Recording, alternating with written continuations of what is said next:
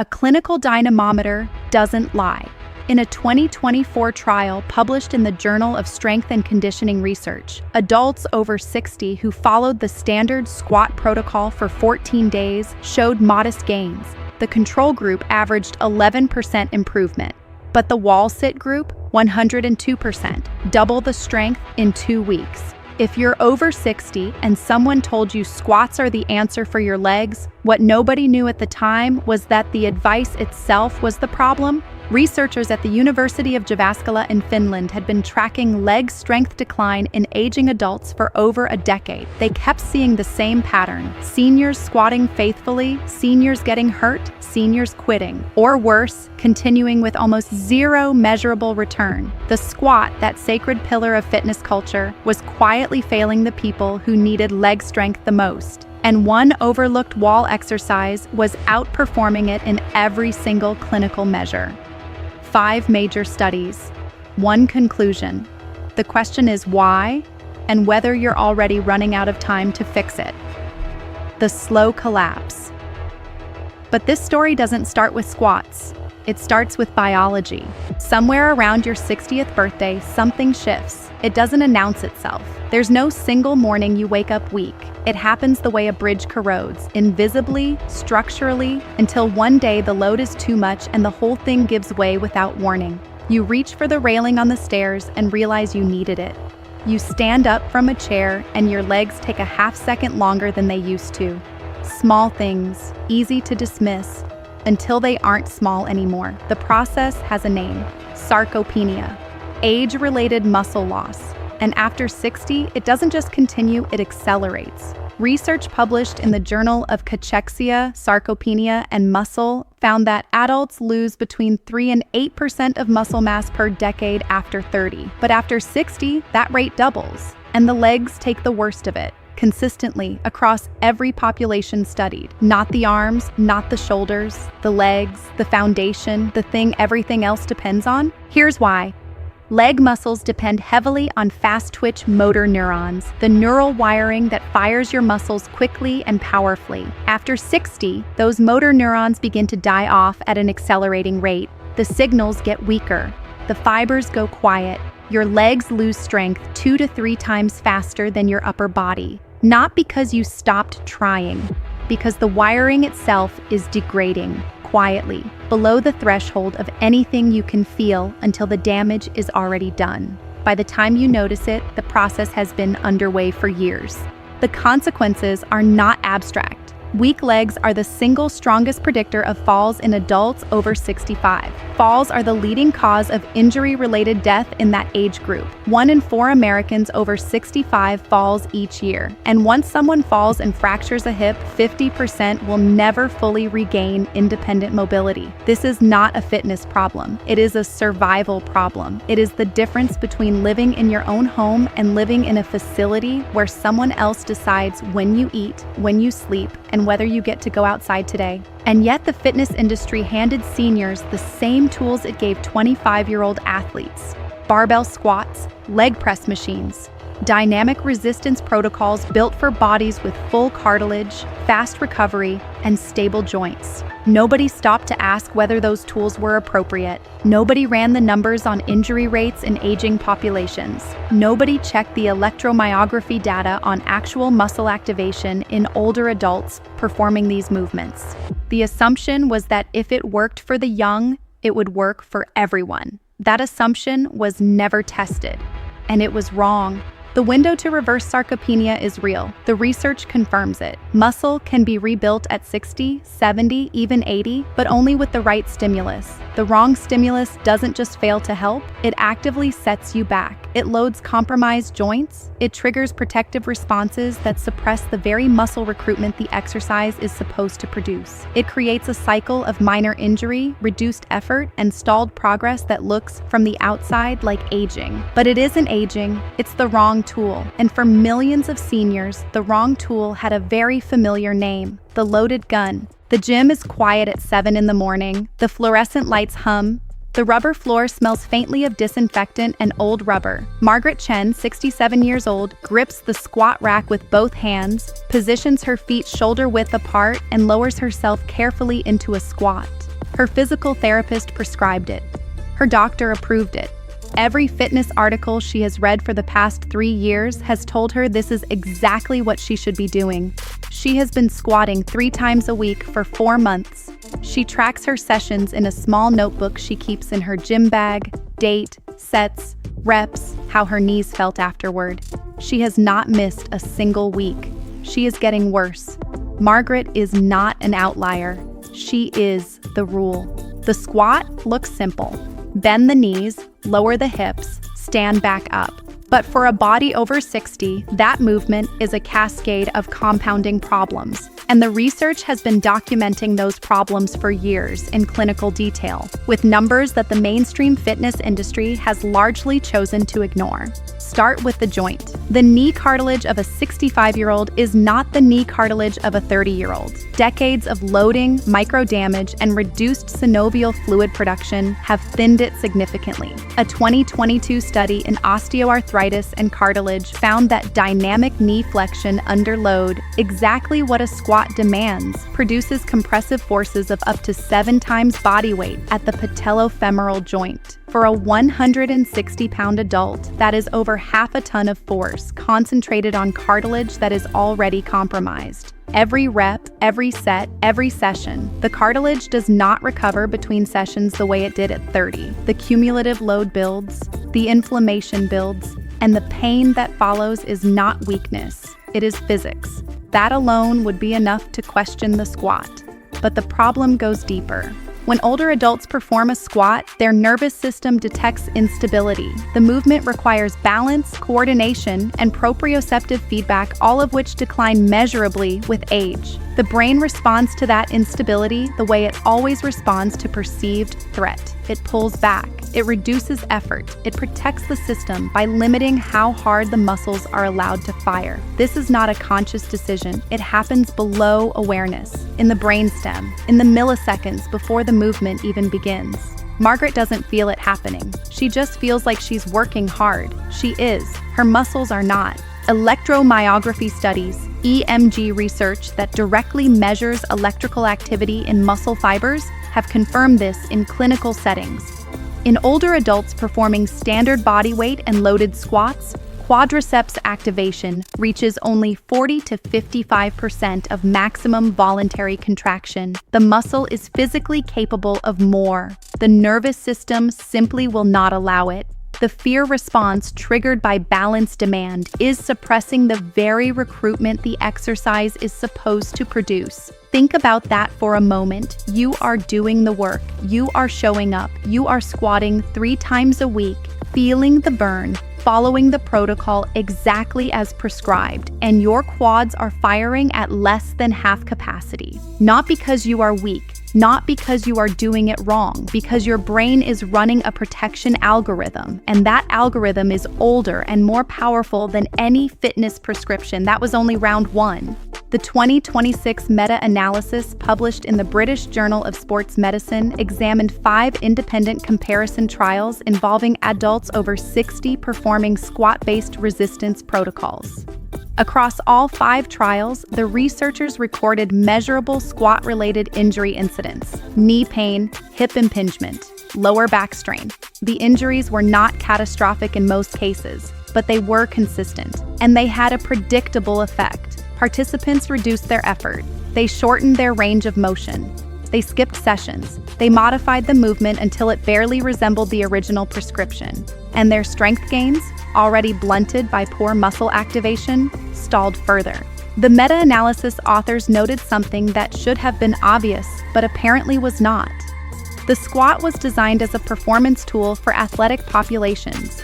Its biomechanical demands assume a baseline of joint integrity, neuromuscular coordination, and recovery capacity that most adults over 60 no longer possess.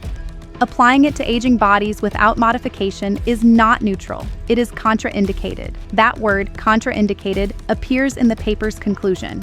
It means the treatment causes harm. It means the prescription is wrong. Margaret Chen's physical therapist had given her a loaded gun and called it medicine. 4 months of consistent squatting, 3 sessions per week, never missed. measurable joint irritation in both knees, documented in follow-up imaging, a dull, persistent ache that she had been telling herself was just part of the process, just the price of getting stronger. Quadriceps strength assessment showing a net gain of 9%, barely above the margin of measurement error, 9%. After 4 months, hundreds of repetitions, a small notebook full of completed sessions, every date filled in, every set logged. 9%, the math is brutal, the biology is clear, and the fitness industry, for the most part, has not caught up. Seniors who persist with squat protocols despite pain and minimal return are not failing the exercise. The exercise is failing them. The activation is suppressed. The joints are loaded beyond their tolerance. The fear response is real, measurable, and physiologically documented. And the cumulative result, months of effort producing almost nothing while quietly degrading the very joints that need protection, is not a side effect. It is the predictable outcome of applying the wrong tool to the wrong body. Margaret celebrated 4 months of consistency. She shouldn't have. But somewhere in a research lab in Finland, a different protocol was already producing results that nobody in mainstream fitness had taken seriously yet. Results that were so far outside the expected range that the lead researcher ran the numbers 3 times before publishing. 102% average strength gain, 14 days, 0 joint compression, 0 balance demand. What that protocol was and why it works in ways the squat never could changes everything. The catch.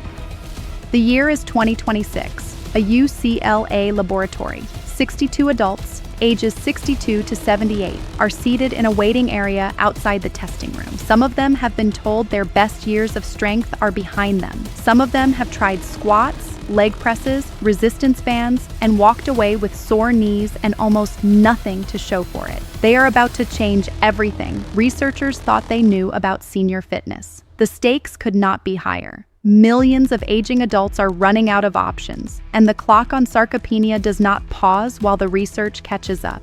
For decades, the fitness world had one answer for leg strength: squats. Always squats. The squat was the gold standard, the benchmark, the non-negotiable. Physical therapists prescribed it, trainers swore by it, health magazines put it on every cover, and for millions of seniors, it quietly failed them. Joints ached, knees buckled, balance gave out, people fell, people stopped trying. The exercise that was supposed to save them was the very thing pushing them away. But the squat wasn't done yet, not even close. It had one more trick. It had convinced the entire medical establishment that there was no alternative, that if you couldn't squat, you simply couldn't rebuild. That was the lie nobody questioned. Until a research team at UCLA decided to look at something different. The wall sit, simple, ancient, almost embarrassingly low-tech. You place your back flat against a wall. You slide down until your thighs are parallel to the floor. You hold that position. That is it. No weights, no equipment, no spotter, no balance demand, no joint compression from loading. Your back stays in contact with the wall. Your feet stay flat on the floor. The angle at your knee is fixed. Nothing moves. The movement, or rather, the deliberate absence of movement, is the entire point. Isometric contraction, maximum muscle tension, 0 joint travel. For aging cartilage that has spent 60+ years absorbing impact, this distinction is not minor. It is everything. The UCLA team published their findings in March 2026. The numbers stopped the research community cold. Wall sits activated 85% more leg muscle fibers than squats in adults aged 62 to 78. Read that again. 85% more, not marginally more, not slightly more. Nearly double the muscular activation from an exercise that requires nothing but a wall and the willingness to hold.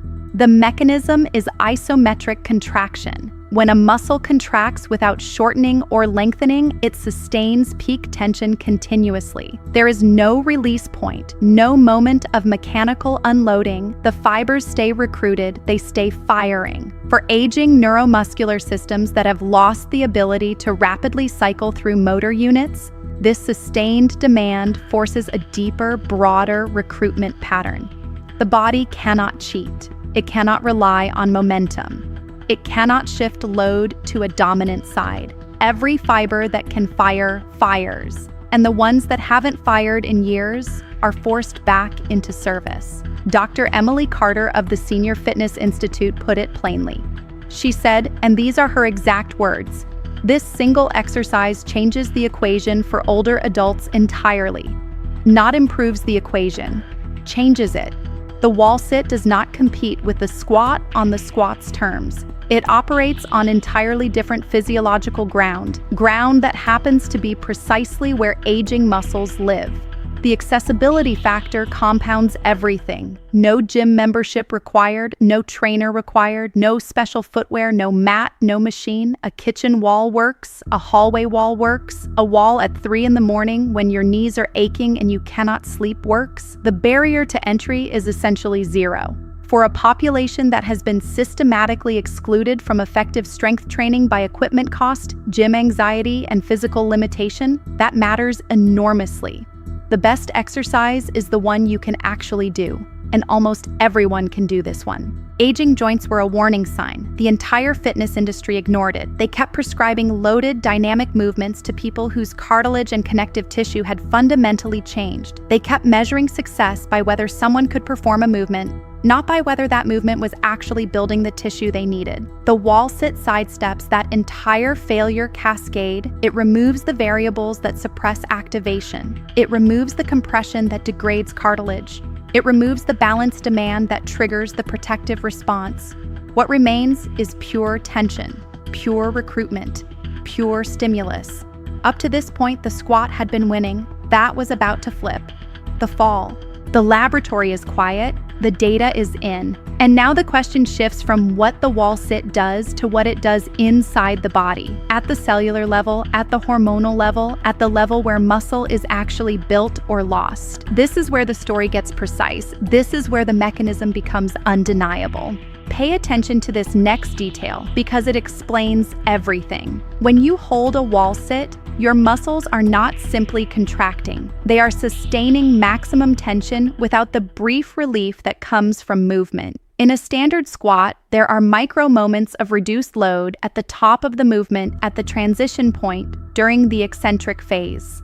The muscle gets a fraction of a second to breathe. In an isometric hold, that relief never comes. The motor units keep firing, and when the initial units fatigue, the nervous system recruits deeper, less used fibers to compensate. Then those fatigue, then deeper fibers still. This cascading recruitment is the entire engine of adaptation. It is how muscle grows, it is how strength is built, and it happens more completely, more efficiently in a sustained isometric hold than in almost any dynamic movement. Professor Michael Thompson has studied this mechanism for over a decade. His conclusion is direct. He states, isometric holds create the hormonal and mechanical stimulus aging muscles need most. Both components matter. The mechanical stimulus is the sustained tension itself, the physical signal that tells muscle fibers they are needed, that they must adapt or be lost. The hormonal stimulus is what that tension triggers downstream.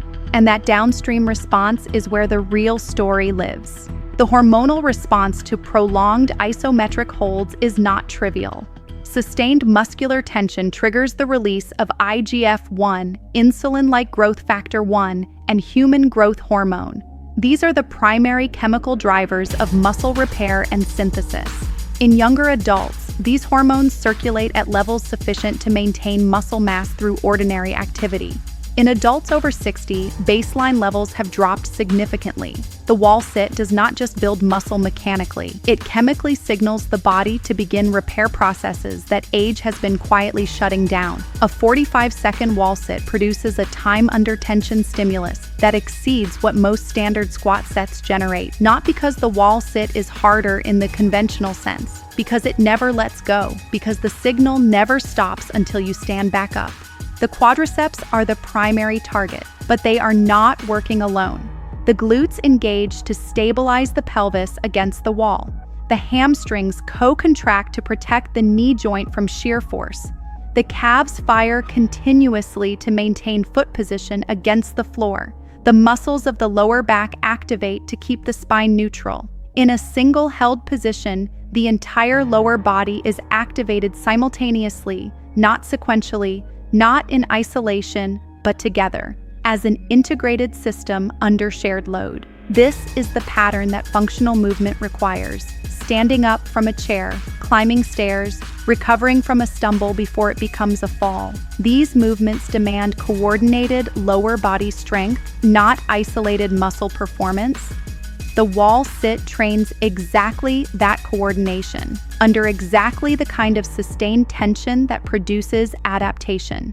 This is the part where things stopped being funny, because for years, the wall sit was treated as a warm-up drill, a gym class punishment, something you did for 30 seconds before the real workout started. Coaches used it as a penalty for missed free throws. Athletes used it as a throwaway between sets. Nobody took it seriously as a primary strength intervention for aging adults.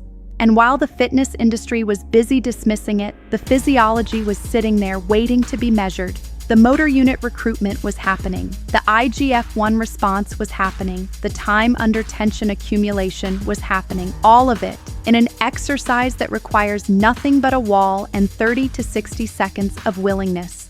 The turning point came when researchers began applying rigorous measurement tools, dynamometers, hormone assays, electromyography to the wall site in aging populations. The numbers did not match the exercise's reputation. They far exceeded it. The gap between what the fitness world assumed about the wall sit and what the data actually showed was not a rounding error. It was a categorical difference. It was the kind of difference that makes researchers run their calculations a second time, then a third, then call a colleague and ask them to check the methodology before anyone submits anything for peer review. What followed was a cascade of institutional attention: the Journal of Geriatric Physical Therapy, the Mayo Clinic, Harvard Health Publishing, the British Journal of Sports Medicine. One by one, research teams began running their own trials. One by one, they arrived at the same place, the same activation numbers, the same hormonal response, the same strength gains that made the squats results look like a rounding error by comparison. And one by one, the conclusions pointed in the same direction, toward a population that had been underserved, misdirected, and handed the wrong prescription for years.